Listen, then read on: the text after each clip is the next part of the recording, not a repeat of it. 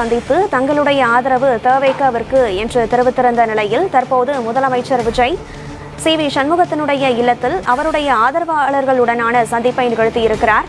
இந்நிலையில் நாளை நம்பிக்கை வாக்கெடுப்பு நடைபெறவிருக்கக்கூடிய சூழலில் இந்த சந்திப்பு முக்கியத்துவம் வாய்ந்ததாக பார்க்கப்படுகிறது. சென்னை எம்ஆர்சி நகரில் இருக்கக்கூடிய அதிமுக முன்னாள் அமைச்சரும் சட்டமன்ற உறுப்பினருமான சி.வி. சண்முகத்தினுடைய இல்லத்திற்கு முதலமைச்சர் விஜய் வருகை புரிந்திருக்கிறார். அங்கு C. Vijayabaskar, S P. Velumani, M R. Vijayabaskar, Natham Viswanathan உள்ளிட்டோரும் உடனிருக்கிறார்கள். இன்று காலையில் அதிமுகவினுடைய இரு தரப்பினர்கள் 24 எம்எல்ஏக்களை கொண்டிருக்கக்கூடிய சி.வி. சண்முகமும் மற்றும் அதிமுகவினுடைய பொதுச் செயலாளரான எடப்பாடி பழனிசாமி தரப்பில் இருக்கக்கூடிய 23 சட்டமன்ற உறுப்பினர்களும் தனித்தனியே சபாநாயகர் ஜே.சி.டி. பிரபாகரை சந்தித்து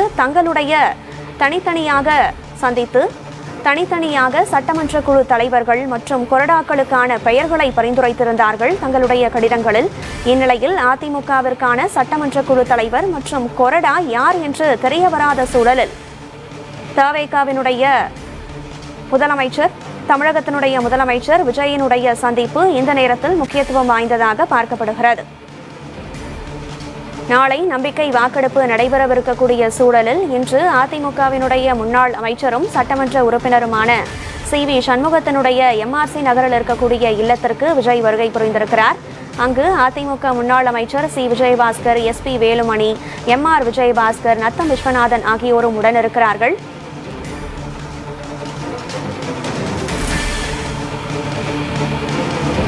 C. Vijayabaskar, M R. Vijayabaskar, S P. Velumani ஆகியோருக்கு முதலமைச்சர் விஜய் பொன்னாடை போர்த்தி மகிழ்ச்சியை வெளிப்படுத்தும் காட்சிகளை நாம் திரையில் பார்க்கிறோம். அதிமுக பொதுச் செயலாளர் எடப்பாடி பழனிசாமியின்றி முதலமைச்சர் விஜயை சந்திக்கும் அதிமுக மூத்த தலைவர்கள். அதிமுகவினுடைய பொதுச் செயலாளர் எடப்பாடி பழனிசாமி இல்லாமல் முதலமைச்சர் விஜயை அதிமுகவினுடைய முக்கிய நிர்வாகிகள் சந்தித்து வருகிறார்கள். சட்டமன்ற உறுப்பினர் லீமா ரோஸும் இந்த சந்திப்பில் பங்கேற்றிருப்பதை நாம் பார்க்கிறோம்.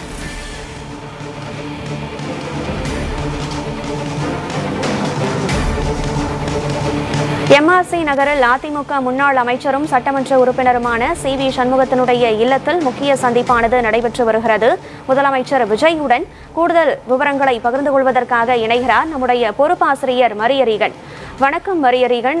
முக்கிய நேரத்தில் மிக முக்கியத்துவம் வாய்ந்த ஒரு சந்திப்பாக இதை நாம் பார்க்க வேண்டியிருக்கிறது. நாளை நம்பிக்கை வாக்கெடுப்பு நடைபெறவிருக்கிறது.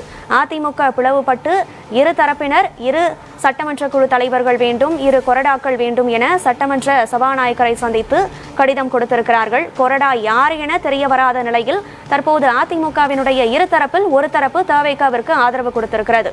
ஆக கொறடா யார் என தெரிய விடாத சூழலில் இந்த ஆதரவு முழுமையாக தவேகாவிற்கு நாளை ஃப்ளோர் டெஸ்டில் பிரதிபலிக்குமா?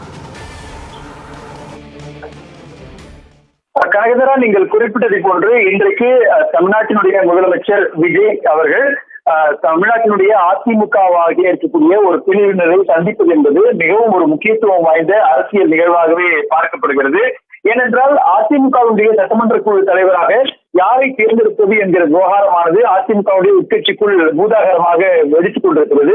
ஒரு பக்கம் அதிமுகவினுடைய முன்னாள் அமைச்சர்களாக இருக்கக்கூடிய அக்ரி கிருஷ்ணமூர்த்தி, OS மணியன், தளவாய் சுந்தரம் ஆகியோர் ஒன்றாக இணைந்து அதிமுகவின் பொதுச் செயலாளராக இருக்கக்கூடிய EPS-ஐ சட்டமன்ற கொறடாவாக நிறைவேற்ற வேண்டும் என்கிற ஒரு வலியுறுத்தலை சபாநாயகர் ஜே.சி.டி. பிரபாகரிடம் வலியுறுத்தினார்கள்.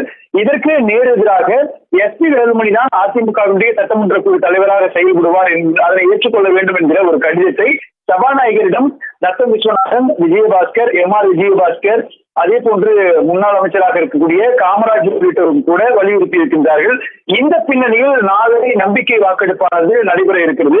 118 இடங்கள் கொண்டிருக்கக்கூடிய அந்த பெரும்பான்மையை நிரூபிக்கக்கூடிய கட்சிகள் மட்டுமே தங்களை ஆட்சி அமைப்பதற்கான உரிமை இருக்கும். அந்த பின்னணியில் திமுகவுக்கு 59 எம்எல்ஏக்கள் இருக்கிறார்கள், அதிமுகவுக்கு 47 எம்எல்ஏக்கள் இருக்கிறார்கள், தேமுதிகவுக்கு ஒரு எம்எல்ஏவும் அமமுகவினுடைய ஒரு எம்எல்ஏ கட்சியிலிருந்து நீக்கப்படுவதாக அமமுகவினுடைய தலைவர் டிடிவி தினகரன் அறிவித்திருக்கின்றார். அதனுடைய பின்னணியில் தற்போது அவர் சுயேட்சை வேட்பாளராக மாறக்கூடிய ஒரு நிலையானது ஏற்பட்டிருக்கிறது.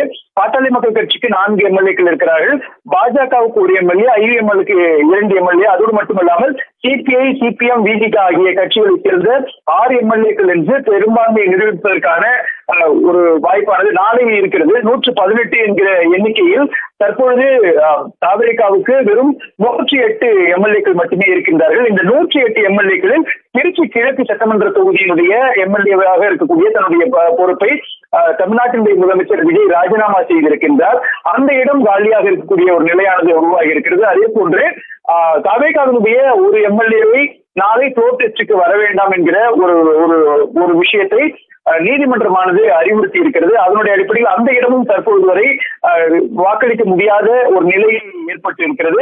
சபாநாயகராக தமிழக வெற்றி கழகத்தைச் சேர்ந்த ஜேசிபி பிரபாகர் அவர்கள் தற்பொழுது சபாநாயகராக தொடரக்கூடிய வகையில் நெருக்கடியான காலகட்டத்தில் மட்டுமே அவரால் வாக்களிக்க முடியும் என்கிற பின்னணியில் அவருடைய இடமும் இருக்கிறது. ஆக மொத்தத்தில் தற்போதைய சூழலில் பார்க்கின்ற போது திமுகவினுடைய ஆதரவு பெற்ற கூட்டணி கட்சிகளாக இருக்கக்கூடிய விடுதலை சிறுத்தைகள் கட்சி, சிபிஐ, சிபிஎம், அதே போன்று ஐயுஎம்எல் உள்ளிட்ட கட்சிகள் தற்போது தமிழக வெற்றி கழகத்தினுடைய ஆதரவு நிலைப்பாட்டில் இருக்கிறார்கள். இந்த பின்னணியில் தான் இன்று காலை செய்தியாளர்களை சந்தித்து அதிமுகவினுடைய மூத்த தலைவராக இருக்கக்கூடிய எம்ஆர் விஜயபாஸ்கர், அதே போன்று எஸ்பி வேலுமணி, ஈமாரோஸ், காமராஜ் உள்ளிட்டவர்கள் கூட செய்தியாளர்களை சந்தித்து ஒரு விஷயத்தை வலியுறுத்தினார்கள். அதிமுகவுடைய உண்மையான அணி தாங்கள் தான் என்றும், தாங்கள் தற்போது வரை எந்த கூட்டணியோடும் கட்சிகளோடும் கூட்டணி இல்லை என்கிற ஒரு அம்சத்தை பேசியிருக்கிறார்கள். நேற்றுக்கு முன்தினம் முதலமைச்சராக தமிழ்நாடு வெற்றி கழகத்தினுடைய தலைவர் விஜய் பொறுப்பேற்றதிலிருந்து எதிர்கட்சிகளாக இருக்கக்கூடிய கட்சிகளுக்கும் முதலமைச்சருடைய தாவேகாவுக்கும் இடையே சிறிய முரண்பாடு ஏற்பட்டிருக்கிறது.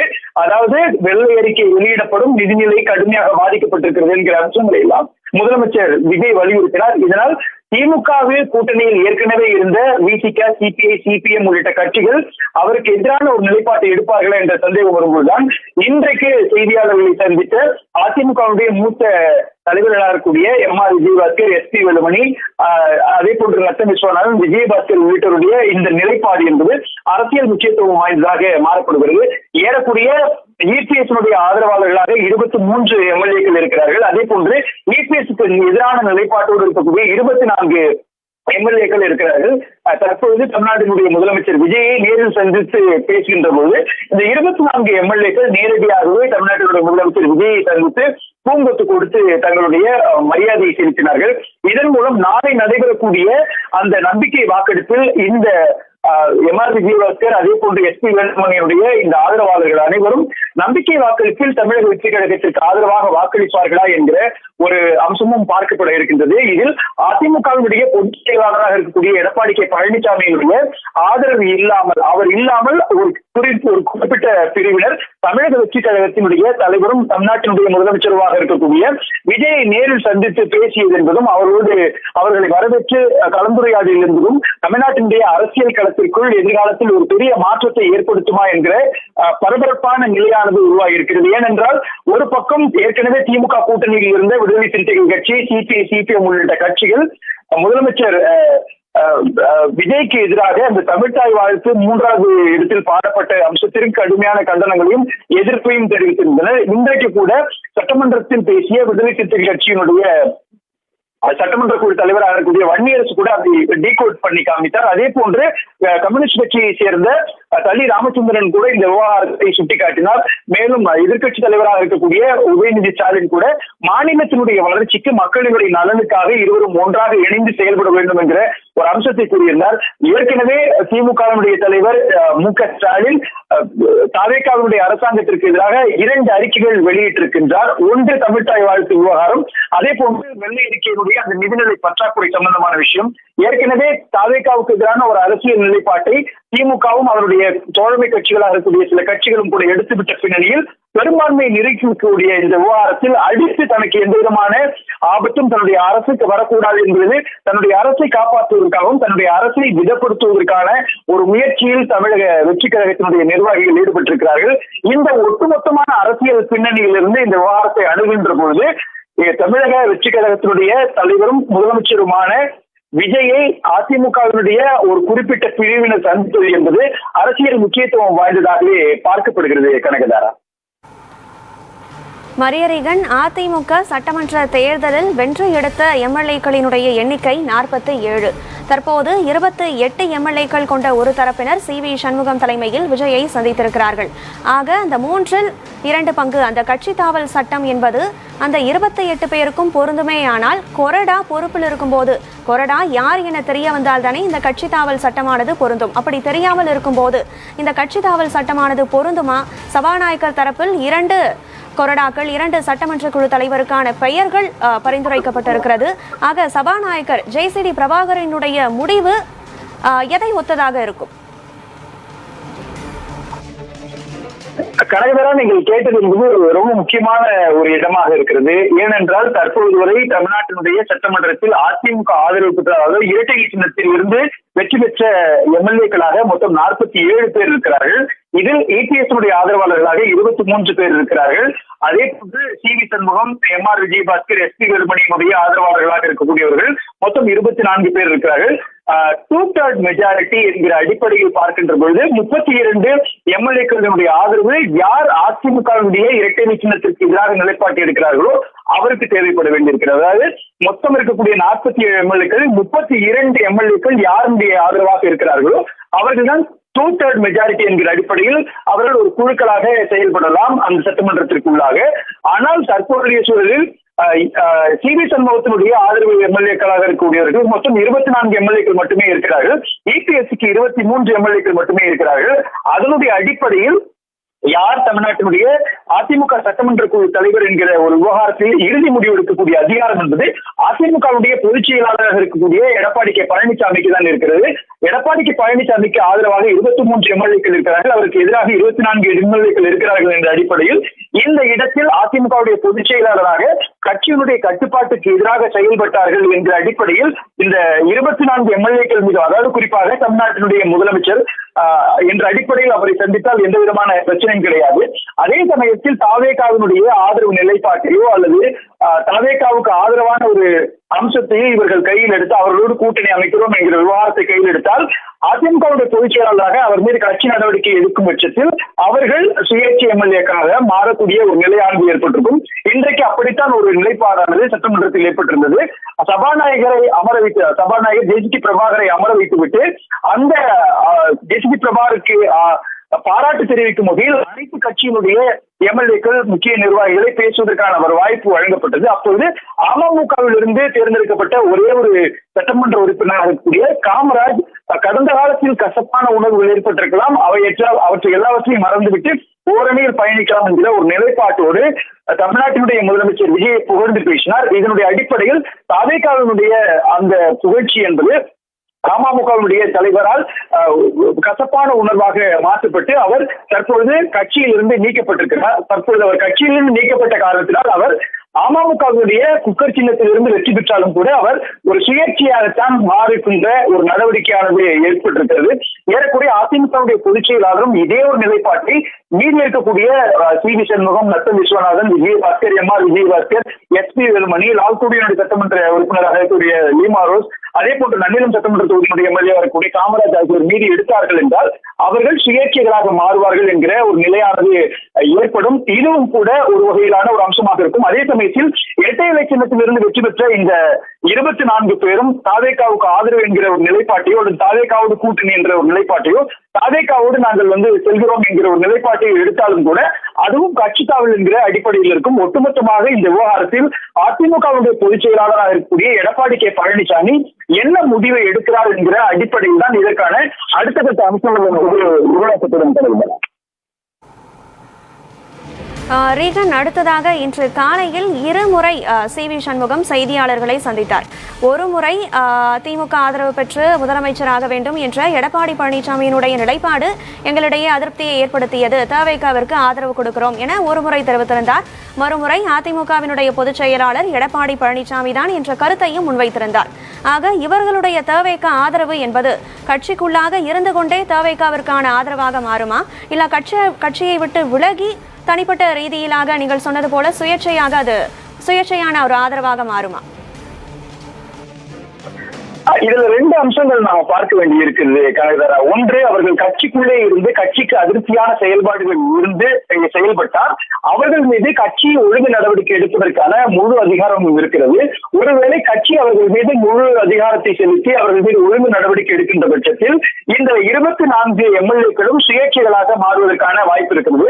நாம் வரலாற்றினுடைய சில காலங்களை பின்னோக்கி சென்று பார்க்கின்ற பொழுது 2011ஆம் ஆண்டு கூட இதே போன்று ஒரு சூழலானது தமிழ்நாட்டினுடைய அரசியல் களத்திற்குள் ஏற்பட்டது. அதாவது 2011ஆம் ஆண்டு அதிமுகவும் தேமுதிகவும் ஒரே அணியில் ஒன்றாக இணைந்து தேர்தலை சந்தித்தார்கள். சட்டமன்ற தேர்தலில் பெரும்பான்மையான இடங்களில் பெற்ற அதிமுகவானது ஆளும் கட்சியாகவும் அதற்கு அடுத்த நிலையில் அதிக எண்ணிக்கையிலான எம்பிக்களை வைத்திருந்த தேமுதிக என்பது 2வது இடத்தில் எதிர்கட்சியாகவும் இருந்தது. தமிழ்நாட்டினுடைய சட்டமன்ற நிகழ்வுகளில் தேமுதிகவினுடைய அப்போதைய பொதுச் செயலாளராக இருந்த விஜயகாந்திற்கும் அதிமுகவுடைய பொதுச் செயலாளராகவும் தமிழ்நாட்டின் முதலமைச்சராகவும் இருந்த முன்னாள் முதலமைச்சர் ஜெயலலிதாவுக்கும் இடையே சட்டமன்றத்தில் கடுமையான வாக்குவாதமானது ஏற்பட்டது. அதன் பிறகு தமிழ்நாட்டினுடைய அரசியல் களத்தில் நடந்த ஒரு நிகழ்வு என்பது தேமுதிகவில் இருந்த அருண் பாண்டியன் உள்ளிட்ட முக்கியமான எம்எல்ஏக்களும் மாபா பாண்டியராஜன் உள்ளிட்ட முக்கியமான எம்எல்ஏக்களும் அதிமுக ஆதரவு என்கிற நிலைப்பாட்டை எடுத்தார்கள். ஆனாலும் கூட அந்த இடத்தில் அதிமுகவினுடைய பொதுச் செயலாளராகவும் தமிழ்நாட்டினுடைய அப்போதைய முதலமைச்சராகவும் இருந்த ஜெயலலிதாவை நேரடியாக சந்தித்து அவர்கள் தங்களுடைய ஆதரவை தெரிவித்தார்கள். ஆனாலும் கூட சட்டமன்றத்தில் அவர்கள் தேமுதிகவுடைய எம்எல்ஏக்களாக மட்டுமே இருந்தார்கள். தேமுதிகவுடைய எம்எல்ஏக்களாக சட்டமன்றத்தில் இருந்து கொண்டு அதிமுகவுடைய ஆதரவு நிலைப்பாட்டோடு அவர்கள் இருந்த காரணத்தினாலும் தேமுதிகவுடைய பொதுச் செயலாளராக அப்பொழுது இருந்த விஜயகாந்த் அவர்கள் மீது எந்த விதமான நடவடிக்கை எடுக்காத காரணத்தினாலும் அவர்கள் மீது கட்சி தாவல் என்கிற நடவடிக்கையோ அல்லது அவர்களுடைய சுயேட்சைகள் என்கிற ஒரு நிலையை நோக்கி அவர்கள் செல்லவில்லை. அவர்கள் சட்டமன்றத்தில் தற்போது வரை குறிப்பாக இந்த C V. Shanmugam, Natham Viswanathan, Vijayabaskar, M R. Vijayabaskar, S P. Velumani, லால்குடியினுடைய எம்எல்ஏ லீமா ரோஸ் உள்ளிட்ட இந்த 24 எம்எல்ஏக்கள் கூட ஆதரவு நிலைப்பாட்டில் தமிழக வெற்றி கழகத்தோடு இருந்து அவர்கள் மீது எந்த விதமான நடவடிக்கையும் எடுக்காத பட்சத்தில் அவர்கள் அதிமுகவுடைய எம்எல்ஏக்களாகத்தான் தொடர்வார்கள். இது ஒரு எடுத்துக்காட்டு. 2வது எடுத்துக்காட்டாக 2016ஆம் ஆண்டு நடந்த அந்த சட்டப்பேரவையினுடைய நிகழ்வுகளுக்கு பிறகு 1000 விளக்கு சட்டமன்ற தொகுதியிலிருந்து தேர்ந்தெடுக்கப்பட்ட கூகா செல்வம் என்கிற நபர் திமுகவுடைய எம்எல்ஏவாக தொகுதியில் இருந்தார். இந்த கூகா செல்வம் கடைசி நேரத்தில், அதாவது 2016 அந்த தேர்தலுடைய இறுதி காலகட்டங்களில் பாரதிய ஜனதா கட்சியினுடைய தேசிய தலைவர் அப்பொழுது இருந்த ஜே.பி. நட்டாவை நேரடியாக சந்தித்து அவர் நான் தங்களுடைய ஆதரவாக இருக்கிறேன் என்கிற ஒரு அம்சத்தை அவர் தெரிவித்திருந்தார்.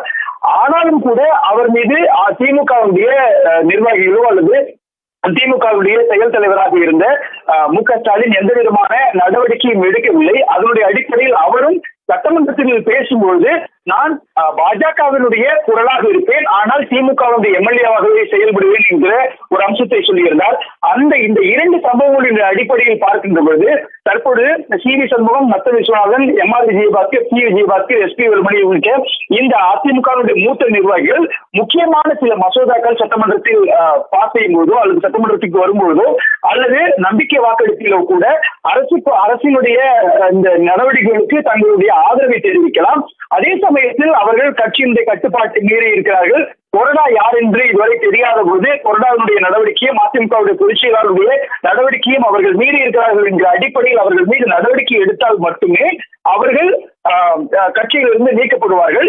இருப்பினும் கூட அந்த நடவடிக்கை எடுக்கவில்லை என்றால் அவர்கள் அதிமுகவுடைய வேட்பாளர்களாக மட்டுமே தொடர்வார்கள், அதிமுகவுடைய எம்எல்ஏக்கள் மட்டுமே தொடர்வார்கள். இதில் எடப்பாடி கே. பழனிசாமி அதிமுகவுடைய பொதுச் செயலாளராக என்ன நிலைப்பாட்டை எடுக்க போகிறார் என்பதுதான் முக்கியமான ஒரு நகர்வாக பார்க்கப்படுகிறது. தற்போது வரை சட்டமன்றத்தில் இருக்கக்கூடிய 47 பேரும் அதிமுகவுடைய இரட்டை இலை சின்னத்தினுடைய அடிப்படையில் அவர்கள் அதிமுகவுடைய எம்எல்ஏக்களாக மட்டுமே கருத்தில் கொள்ளப்படுவார்கள். இந்த அடிப்படையில் கடந்த காலத்தில் நான் குறிப்பிட்டது போன்று தேமுதிகவுடைய அந்த அரசியல் நகரும், அதே போன்று திமுகவுடைய 1000 விளக்கு சட்டமன்ற தொகுதியினுடைய கூகா செல்வத்தினுடைய அந்த அரசியல் நிகழ்வுடைய அடிப்படையில் பார்க்கின்ற போது எனக்கு தெரிந்து இந்த விவகாரத்தில் 24 எம்எல்ஏக்கள் மீதும் எந்த விதமான நடவடிக்கையும் எடுக்க முடியாத ஒரு நிலையில் தான் அதிமுகவுடைய பொதுச் செயலாளர் எடப்பாடி கே. பழனிசாமி இருப்பார். ஒருவேளை அவர் எடுத்தார் என்றால் அவர்கள் அனைவரும் சுயேட்சை எம்எல்ஏக்களாக மாறுவார்கள். அது மிகவும் எளிதாகிவிடும். தாவேகாவினுடைய கட்சியில் தங்களை இணைத்துக் கொள்வதற்கும் வெளிப்படையாக தாவேகாவை ஆதரிக்கக்கூடிய ஒரு நிலைப்பாட்டை உருவாக்குவதற்குமாக மாறியிருக்கும். எனவே இந்த விவகாரத்தில் அதிமுகவினுடைய பொதுச் செயலாளர் எடப்பாடி கே. பழனிசாமி எடுக்கக்கூடிய முடிவுதான் இறுதியான முடிவாக இருக்கும் என்று நினைக்கிறேன். கனகதாரா. சென்னை எம்ஆர்சி நகரில் இருக்கக்கூடிய CV சண்முகத்தினுடைய இல்லத்தில் அவருடைய ஆதரவாளர்களையும் சேர்த்து சந்தித்திருக்கிறார் முதலமைச்சர் விஜய். நாளை நம்பிக்கை வாக்கெடுப்பு நடைபெறவிருக்கக்கூடிய சூழலில் இந்த சந்திப்பு பல முக்கிய கேள்விகளை அரசியல் களத்தில் எழுப்பியிருக்கிறது.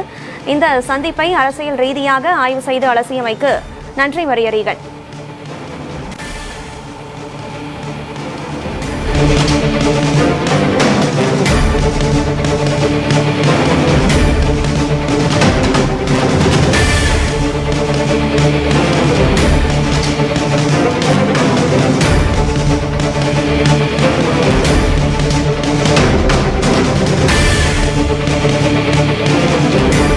தொடர் நேரலை இணைந்து